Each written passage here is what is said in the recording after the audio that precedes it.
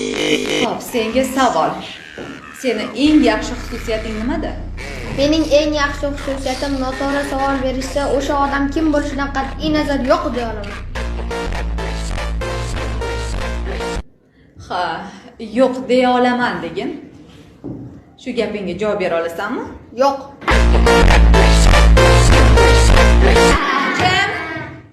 Jim, nima kulguli? Tushunmadim. Maynavachchilik yig'ishtir hamma. Xo'sh, oilada nechta farzandsizlar? 4 ta o'g'ilmiz. 4 talasi ham o'g'ilmi?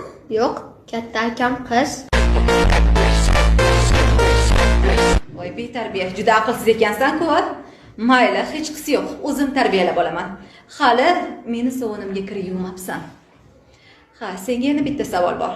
Agar bitta xaltada tilla, bitta xaltada aql bo'lsa, qaysi birini tanlagan bo'larding? Albatta tillani olaman-da.